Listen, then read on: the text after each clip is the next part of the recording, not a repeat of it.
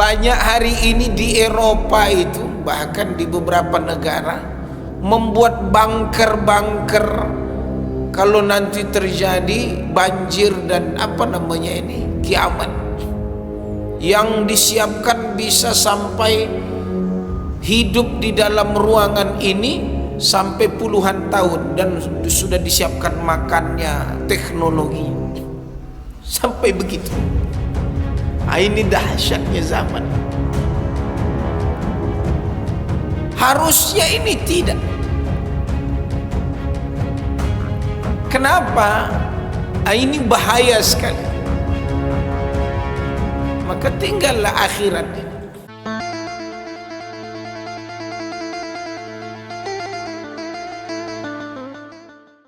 Dan seperti biasanya, tema-tema saya ini mencoba untuk menyelami berkaitan dengan kekinian. Dan kita bukan di tempat yang biasa-biasa. Ada baru-baru ini saya menyampaikan, kita berada di rumah Allah, masjid. Yang kabar kita dengar Lembah Anai, di Agam, Singkara, juga di beberapa titik di Sumbar yang hari ini terkena banjir bandang lahar dingin, ada goncangan dan seterusnya. Saya ingin sampaikan kepada Bapak Ibu, bukan perkara yang terjadi, tapi coba lihat, setiap bencana itu Allah selamatkan masjid. Coba lihat. Jadi kita sekarang ini berada di rumah Allah bukan biasa-biasa saja. Buktinya itu, dulu tsunami begitu. Sekarang coba lihat, rumah warga itu berlumpur semuanya, habis. Ada yang terseret, sampai kafe-kafe di tepi sungai itu pun habis, hilang. Tapi rumah Allah utuh. Jadi duduk kita di sini jangan anggap remeh. Masya Allah. Baik, ya akhul Islam,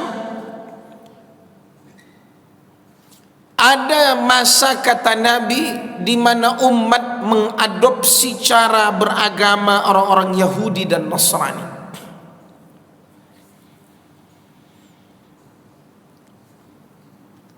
Kenapa tema ini dimasukkan di dalam kitab ensiklopedia akhir zaman? Kemarin saya mengisi di Nurul Yakin di Maghrib di hari Rabu itu. Temanya akidah yang hilang. Mungkin ada juga jamaah di sini yang hadir.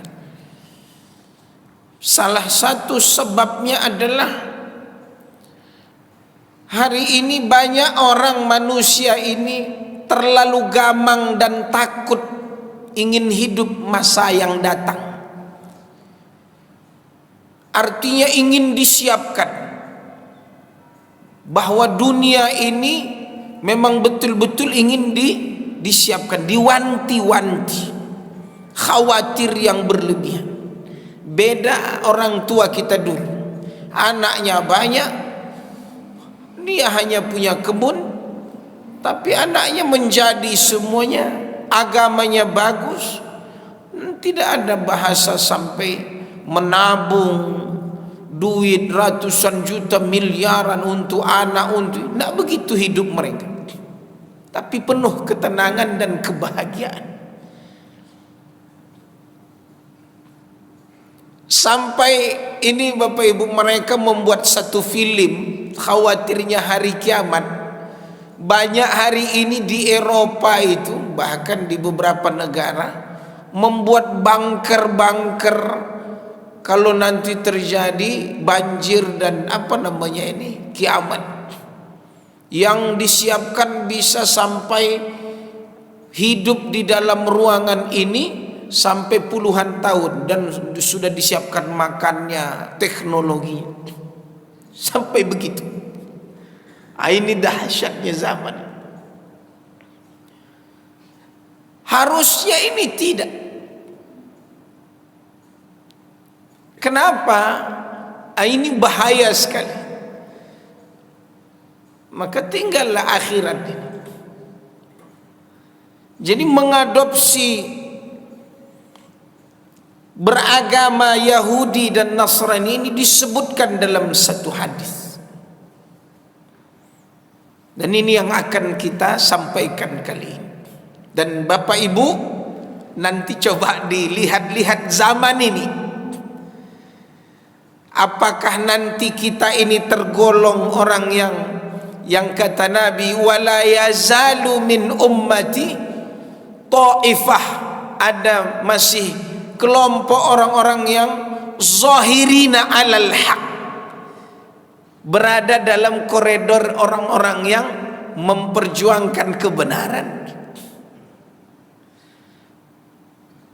yang disebut ta'ifah mansurah, ya, orang-orang yang ditolong oleh Allah, muhdah wa hudiyah ila siratim mustaqim, orang yang terus mendapatkan petunjuk dari Allah supaya mereka hidupnya berada di jalan yang lurus. Innahum lahumul mansurun, sehingga kata Allah ini kepada para rasul, walaqad sabaqat kalimatuna li'ibadinal mursalin innahum lahumul mansurun. Ada Taifah al-Mansurah, pasti Allah tolong mereka ini. Hanya saja apa kriteria supaya Allah menolong kita, menunjuki kita kepada jalan ini, jalannya para nabi, jalannya orang-orang yang benar, siddiqin syuhada, yang dulu terkenal dengan syahidnya, kemudian orang-orang yang as-salihin, bukan taifah ad-dallin, bukan golongan orang-orang yang tersesat, bukan golongan orang yang Allah murkai mereka, maghdub. Makanya doa kita setiap salat di surah Al-Fatihah, ghairil maghdub, bukan orang-orang yang Allah murkai, tapi adalah orang-orang yang an'amta alaihim, orang yang Allah beri nikmat kepada mereka. Apa kata Rasulullah sallallahu alaihi wasallam? Ya, di banyak beberapa ayat yang kata Allah, mereka Taifah Mansurah ini adalah yang mereka tidak meninggalkan Al-Quran, mereka yang tidak mengacuhkan Al-Quran. Dan doa di untayan surah Al-Furqan itu memang terbukti bahwa suatu saat nanti Al-Quran ini diacuhkan. Yang kata Allah di surah Al-Furqan, wa qala ar-rasul ya rabbi inna qaumi ittakhadhu hadzal qur'ana mahjura. Terucap dari Rasulullah di ayat Allah ini, ya Rabb, ya Tuhanku, sesungguhnya kaumku menjadikan Al-Quran ini sesuatu yang diabaikan, mahjur, yang ditinggalkan, hijrah, yang dituju, berpindah ke tempat yang lebih baik. Al-hijrah mahajara ma nahallahu an, pergi meninggalkan apa yang dilarang Allah kepada apa yang diperintah Allah. Tapi kalau sudah mahjura, justru ini yang disuruh, ini yang ditinggalkan. Artinya mereka mengabaikan. Tapi taifah mansurah, generasi ataupun kaum di zaman di mana Allah menolong kaum itu, kalau ini yang menjadi landasan kehidupan mereka,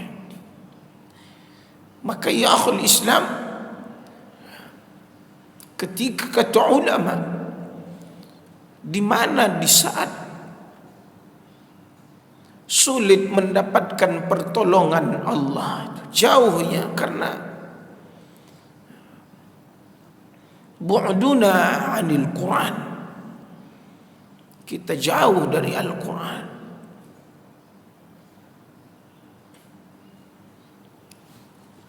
Waktu yang disia-siakan, sebahagian ulama mengatakan sekalipun itu tidak maksiat, hanya untuk main game, nonton yang sia-sia.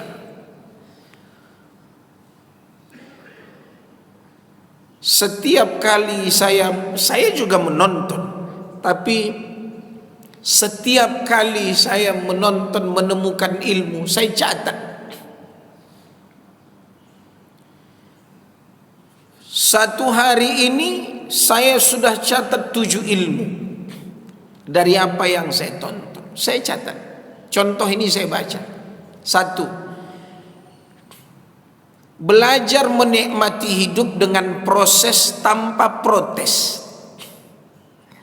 Tak takut dibenci dan tak mengemis untuk disukai. Jadilah dirimu tanpa basa-basi. Coba, itu baru hasil nonton. Yang kedua, jangan pernah mengeluh, apalagi menyerah. Nikmati saja prosesmu. Orang lain belum tentu sanggup di posisimu. Coba lihat, ini yang ketujuh, tak bisa saya sebut yang lain. Orang sukses itu paham tentang proses. 3 hal ini saya hanya mengambil tentang proses dari kalimat yang berkeliaran di dunia sosmed, medsos. Orang sukses itu paham tentang proses, sementara orang gagal banyak protes. Tidak ada kesuksesan yang instan. Yang ada adalah proses belajar, proses untuk berjuang, belajar, bekerja keras, berkorban, berpikir cerdas. Yang saya ambil ke tema ini contoh. Orang dulu beragama itu berproses. Salah satunya apa? Mereka menghidupkan surau, musola, masjid. Itu lahir generasi atau nenek ayah mak yang ada di Masjid Raudhatus Sholihin saat ini. Mana ada yang instan tiba-tiba masuk di sini? Tidak ada. Karena itu kebutuhan. Tapi lihat, itu yang saya bilang, bagaimana cara mengadopsi agama Yahudi Nasrani. Mereka justru menjauhkan kita dari masjid. Contoh apa? Saya baca hadisnya begini. Dari Abu Sa'id an Abi Sa'id Al-Khudri radhiyallahu anhu. Qala Rasulullah sallallahu alaihi wasallam, "La tattabi'anna sunana man kana qablakum shibran bishibrin." Shibran bishibrin. Zira' bizira'. Bahkan bahasa yang perlu kita ketahui maknanya apa? Orang Yahudi Nasrani ini akan coba menyuntikkan racun supaya kata Allah dalam Al-Quran surah Al-Baqarah, walan tarda ankal yahudu walan nasara hatta tattabi'a. Coba lihat kalimat tattabi'a di hadis ini, la tattabi'anna. Makanya ini kata ulama tafsir al-ayah bil hadis, tafsir Al-Quran atau al-hadis bil Quran, Al-Quran bil hadis. Allah sebut dalam Al-Quran, Rasulullah sebut dalam hadis. Apa kata Rasulullah sallallahu alaihi wasallam? Hatta law salaku juhra dabbin lasalaktumuh. Qulna ya Rasulullah al-yahud wan nasara. Qala faman. Kata Nabi, fima ma'na al-hadis, kalian benar-benar, coba lihat, la tattabi'anna, ada huruf atau harfut taukid, berarti kalimat kalian benar-benar artinya ada nanti orang-orang yang memang masuk ke perangkap orang-orang Yahudi dan Nasrani. La tattabi'anna sunana man kana qablakum. Kalian benar-benar akan mengikuti tradisi umat sebelum kalian, sejengkal demi sejengkal, sehasta demi sehasta, hingga seandainya mereka mengajak kamu masuk ke lubang biawak sekalipun, kamu ikut ke dalam itu.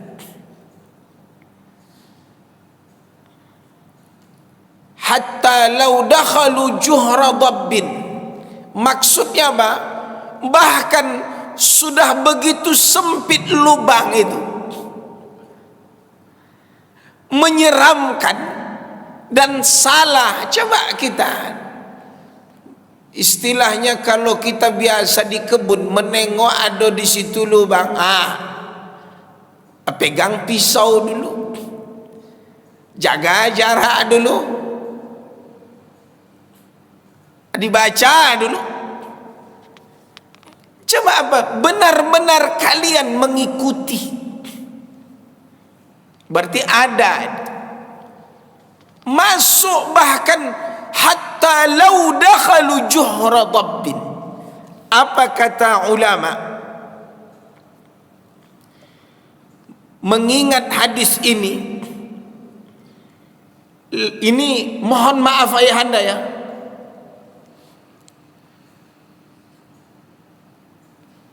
ini mohon maaf, saya sampaikan hadis ini dan saya pegang ini, saya baca hadis. Diriwayatkan Al-Hakim dari Ibnu Abbas, Rasulullah SAW bersabda, ibu dengar hadis ini, jangan besok menyesal keluarga kita kalau ndak bisa kita kawal. Lau anna ahadakum jama'a imra'atahu fit tariq la fa'altumu. Andai mereka itu menyetubuhi istri mereka di jalanan, coba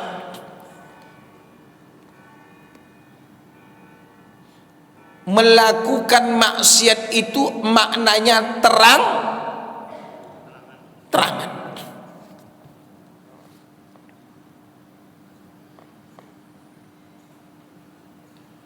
Saya ulang, lau anna ahadakum jama'a imra'atahu fit tariq, dia melakukan yang harusnya tersembunyi itu di mana? Divideokan. Itu bahasa saya. Minta di like, minta di share.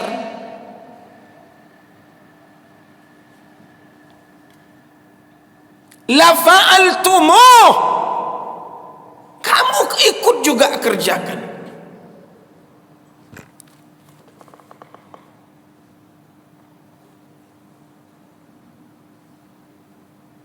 Dia singkap, dia buka, dia videokan. Apa bedanya hadis ini? Bukankah itu yang terjadi pada kaum Lut?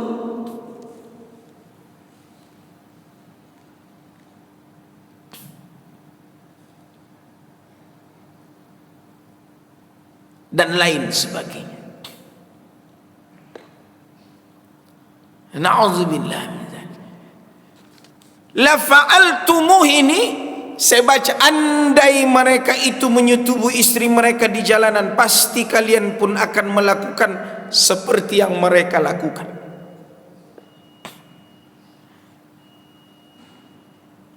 Jadi benar hadis Nabi, la tanqudanna ural Islam, urwah itu seutas demi seutas terputus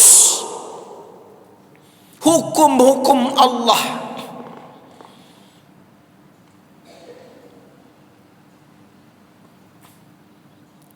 Ya kita tengoklah besok nih, karena kita ada presiden baru yang sebentar lagi, beberapa bulan nanti dilantik, seperti apa ke depan generasi umat nih.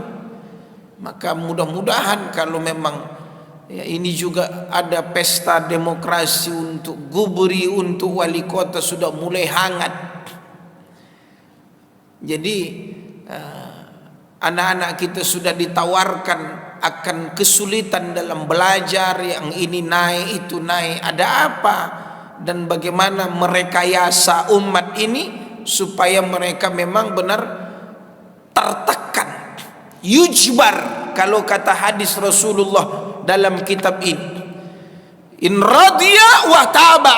Coba lihat, saya ambil hadis, in radiya wa taba, nanti pemimpin itu memaksa kamu, kamu harus ikut itu. Tapi kalau kamu ridha, kamu masuk itu, termasuk ikut di situ bermaksiat. Wa in ankara au ukriha, bahasanya dipaksa tapi dia menolak, maka dia selamat.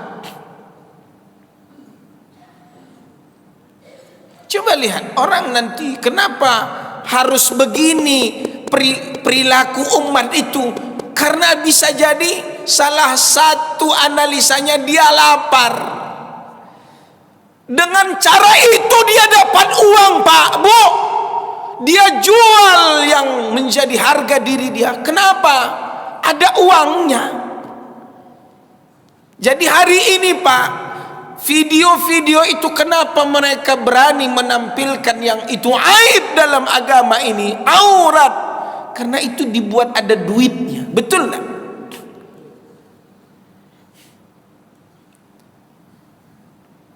Itu rekayasa yang bahasa hari ini apa? Modern. Tapi ada duitnya. Tapi mereka tidak tahu agama itu simpul agama itu lepas dari diri seseorang. Gimana nih anak-anak kita ini? Berdebar, Pak, berdetup jantung kita. Sementara hari ini siapa yang bisa hanya sekian persen supaya anak kita ini tidak candu, tidak membuka berjam-jam? Tidak yakin, orang tua sendiri kadang tidak yakin apa betul lah yang dipegang anak handphone sampai seharian, sehingga betul-betul dia menikmati tontonan itu. Apa kali gitu? Apa benar meresapi betul yang ditonton itu? Kenapa gitu? Artinya di situ ada maksiat. Tanya.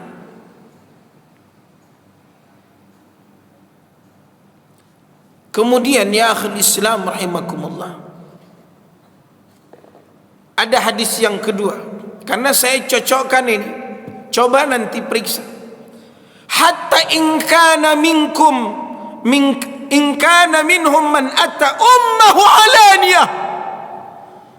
Bahkan anak yang mendatangi ibu kandungnya.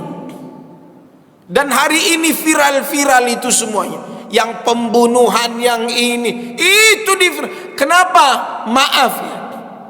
Mohon maaf. Dan sudah terjadi. Sampai-sampai jika di antara mereka ada yang mendatangi ibu kandung. Inilah bahasa Nabi mengadopsi agama tadi.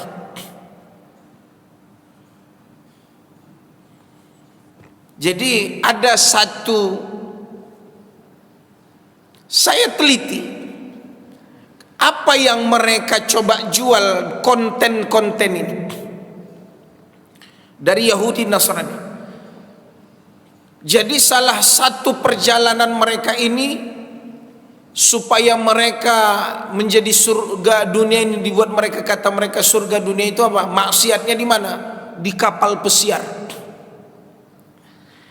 Kami tahu ini waktu kuliah di Mesir.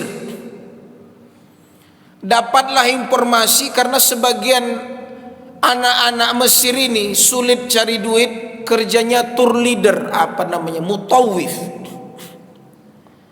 Pergi ke kapal-kapal yang tari-tari, apa namanya istilah kalau orang Mesir ini, tari perut. Itu sudah lama dibuat di Eropa itu. Kapal-kapal yang besar mewah itu. Jadi salah satu yang membuat konten ini dinampakkan ini. Ternyata di pantai-pantai di Mesir, di Israel, di negara-negara yang lain ini sudah jadi apa? Tidak ada lagi kenal aurat. Mau anak, mau ayah, mau emak, mau ibu, mau kakak, banding. Rusak. Hari ini tontonan itu ada di anak-anak kita. Ini kata Rasulullah, ata ummahu alaniyah, lakana fi ummati man yasna'u dhalik. Kata Nabi, juga akan diikuti umat. Masih ada waktu? Baik, saya baca keterangannya. Pertama, adanya penyimpangan. Saya ulangi, adanya penyimpangan. Kemarin udah saya sampaikan di Nurul Yakin. Ternyata mohon maaf Bapak Ibu ya, sekalipun kita ini dekat dengan Sumatera Barat, bahkan umat Islamnya bagus, tapi ujiannya, bahkan pesantren juga banyak di Sumatera, tapi kelakuan di sana lebih juga termasuk parah. Salah satunya apa? LGBT. Itu sumber. Kampungnya pun ada. Coba, penyimpangan. Yang kedua adalah umat tersebut adalah umat Yahudi dan Nasrani. Mereka tidak mau dan mereka lah setannya. Mereka lah yang menggoda umat ini, merusak. Kenapa Bapak Ibu? Karena ada dunianya. Saya bilang ke anak-anak murid saya, mereka itu mereka begitu, mereka itu punya komersialnya. Anda rusaknya. Ya, jangan ditonton. Mereka itu begitu, memang itu cari duitnya. Kita agama kita beda dengan dia.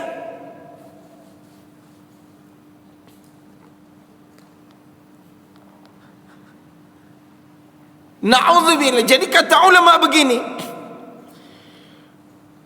bedanya jika hadis pertama hanya menyinggung soal pemerintahan, coba.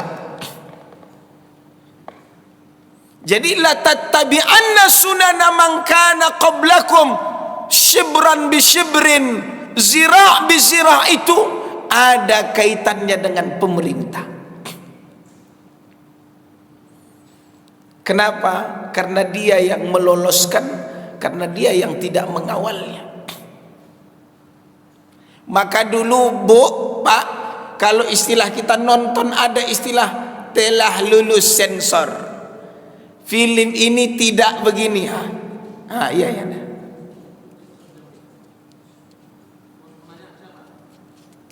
Coba sedikit lagi ya, biar. Jadi kata ulama, ini saya baca ulasan, ada kaitannya dengan pemerintah. Kenapa?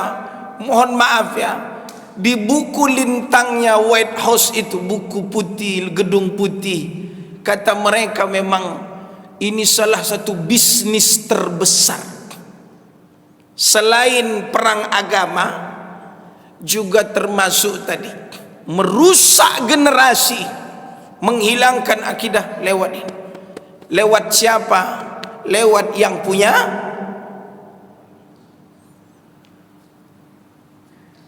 Siapa yang berwenang di sini? Maka jangan pernah berharap kalau nanti di dunia pendidikan, penyiaran, mereka ini orang-orang soleh. Dan kita mohon Bapak Ibu supaya tidak terperangkap kepada hadis ini dengan kondisi Islam yang mengalami kondisi seperti ini. Maka kata ulama, jangan sampai kita juga salah pilih ke depan. Baik itu di daerah, di provinsi, perwakilan umat Islam yang di DPR, MPR yang sudah terjadi hari ini. Dari sanalah, ayo ketok ini, ketok, tok, tok, tok, bis.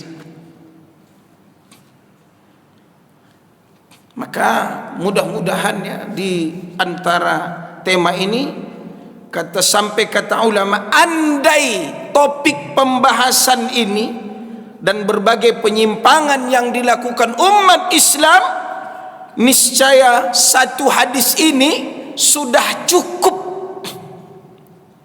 Sudah cukup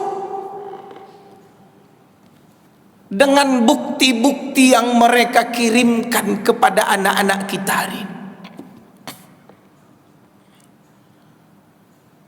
Maka ayah, ayo berangkat dari ini dengan melihat kondisi ini, awasilah anak-anak kita.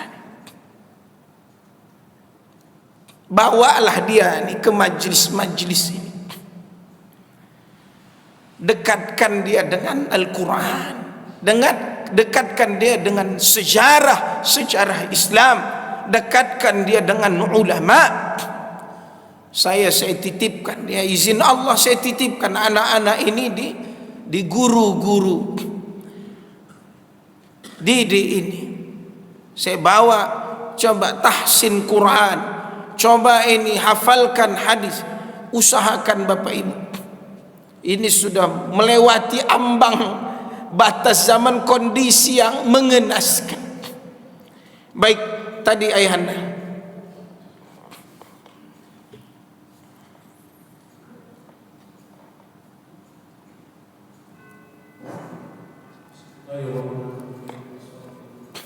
Assalamualaikum. Sebelum saya bicara,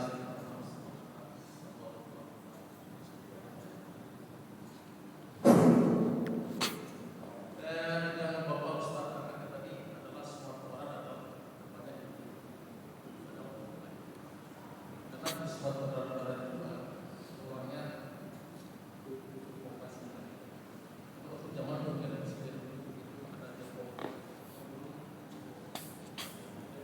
Cipong ini tidak mungkin ke Sumatera Barat mengatakan Sumatera Barat baik. Dan saya ke Sumatera Barat berdiri Sumatera Barat susah sedikit itu. Jadi saya minta maaf antara Cipong dan Kediri. Baik, makasih Pak. Cipong menjatuhkan jawab dulu Sumatera Barat katanya. Dulu Sumatera Barat cuma lebih tahu ya. Karena dulu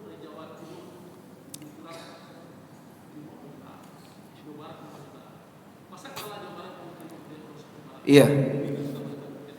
Jogja, Jawa Barat, betul. Iya.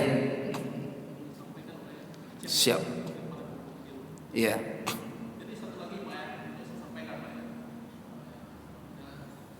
Di Indonesia itu ada dua posisi Pak.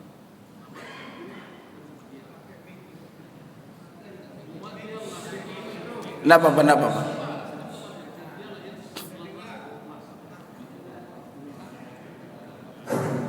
Muhammadiyah lahir 19.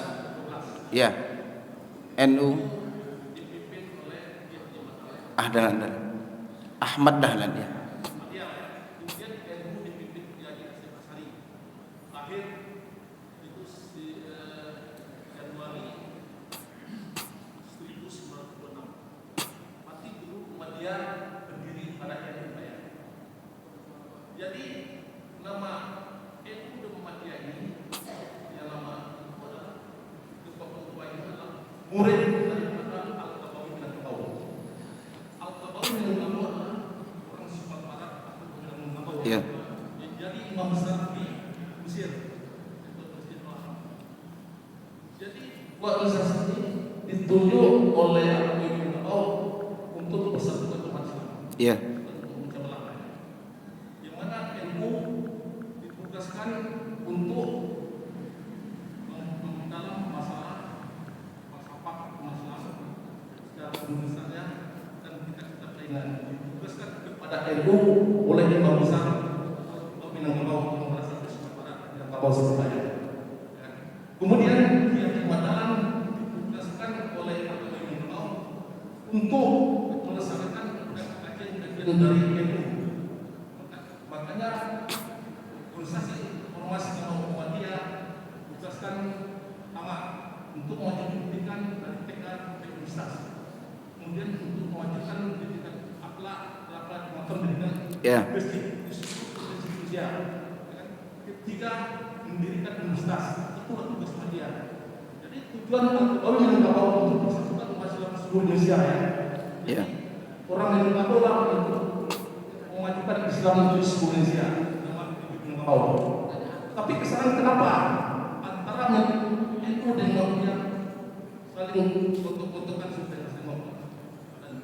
dan makanya karena ulama digontokan umat Islamnya meleset seperti kata tadi suka membuat ini itu adalah tanggung jawab dari ulama supaya umat Islamnya berjalan sesuai dengan aturan Islam.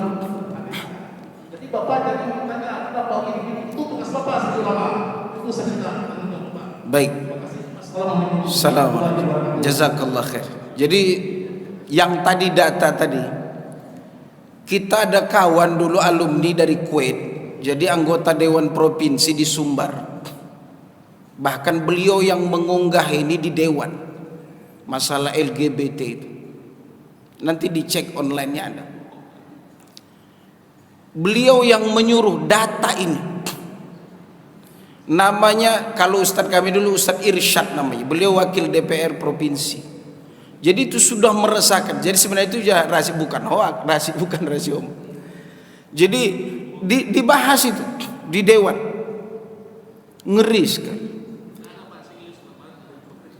Kemudian yang kedua, memang tadi tugas kita iya, terutama di kami. Jadi izin Allah Pak, di 2011 kita buatlah sekolah anak-anak yatim gratis, du'afa.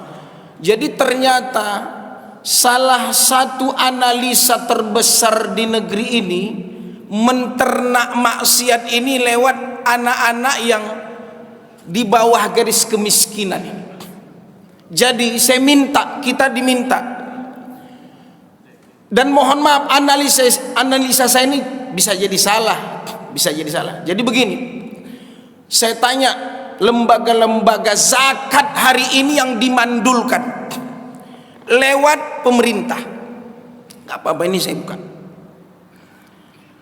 Ini bahaya sekali. Jadi kenapa kemarin wallahualam ya, saya pernah mendengar Raudatus Sholihin ini mengurus zakatnya sendiri kalau tak salah. Hah? Iya kan?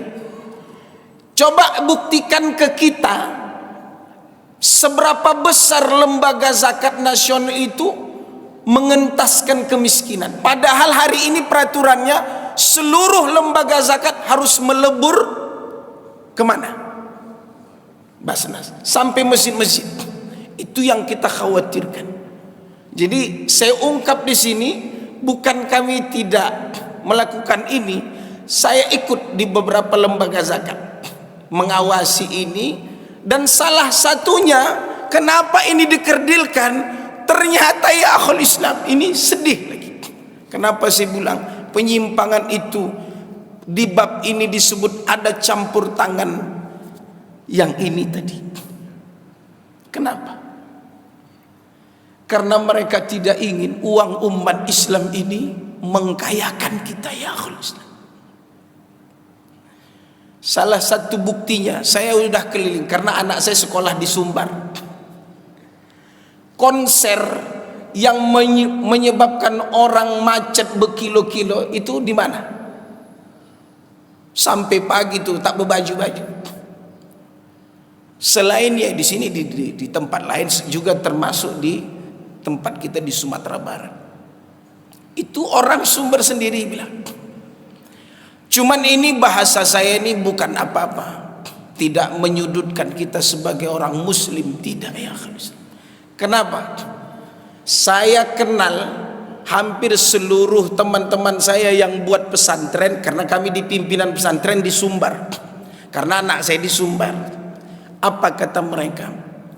Bahkan ya akhul Islam, Muslim terkuat itu hanya paling di Sumbar sama di Aceh. Tapi cuman karena saya dipancing ini, artinya saya bilang ke teman-teman, ini mereka ingin jadi proyekkan, dikasih dana Pak untuk anak-anak itu. Padahal ayah maknya mampu, pedagang, sawah. Tapi ini pernah terjadi. Tapi kuatnya mereka adanya pesantren, dan mereka punya sumber daya alam yang bagus, itu gagal Pak. Berkali-kali ingin mereka merusak Sumatera Barat, itu gagal. Maka saya tanya teman-teman, saya merinding Pak, termasuk suara umat Islam ini, mohon saya sebut, bahkan secara partainya mereka, teman-teman saya juga semua itu di PKS itu termasuk terbesar suaranya se-Indonesia. Anak-anak alumni Mesir tuh. Jadi ini bukan saya menyudutkan tadi, mungkin Bapak tersinggung. Anak saya kuliah di sekolah sana. Tapi apa? Mereka gagal. Kenapa? Gubernurnya, wali nagarinya, muslimnya bagus. Jadi ini maksud saya warning ke kita. Mereka tak mau ada negeri-negeri itu muslimnya kuat. Bukan tak percaya dengan pemerintah, tidak. MUI-nya coba menantang itu, bagus tuh. Maka itu harus kita contoh sebenarnya. Kenapa anak saya sekolahkan sana? Itu salah satunya. Selain alamnya, bahkan kekokohan secara pemerintahnya bagus itu. Cuman yang tadi itu ada proyeknya, itu yang saya mungkin kita ya salah tangkap. Ini Pak, saya pernah sampaikan datanya dari UN, United Nation. Salah satunya PBB, ada 200 miliar sampai triliun, maaf ya, miliar saya sampaikan, itu jumlah uang yang digelontorkan untuk itu. Untuk itu. Na'udzubillah. Disempit gerak zakat tadi, adanya oknum-oknum anak-anak ini, itulah yang diasah di. Na'udzubillah. Ya, bukan saya menjelekkan Sumbarnya, tidak. Sampai dibahas, saya buka tadi yang Bapak bilang. Ini ya, Wakil Ketua DPRD Provinsi Sumatera Barat. Siapa namanya? Ustadz kami dulu di Mesir, Ustadz Irsyad. Dia wakil. Tolong didata ini udah meresahkan, kata beliau. Cuman apa hebatnya? tidak diumbar oleh secara pemerintahan, didiamkan sama Pak Mahyedi, didiamkan. Itu bagusnya. Jadi ya kita yang di sini nih, alhamdulillah, mudah-mudahan ada manfaatnya dan waktu yang memisahkan kita. Maka saya katakan Bapak Ibu, hati-hati dengan tontonan anak-anak kita. Ngeri Pak, ngeri sekali. Ya, ini saja, dan tak bisa karena ada anak-anak, saya tak bisa menyampaikan contoh-contohnya. Kenapa?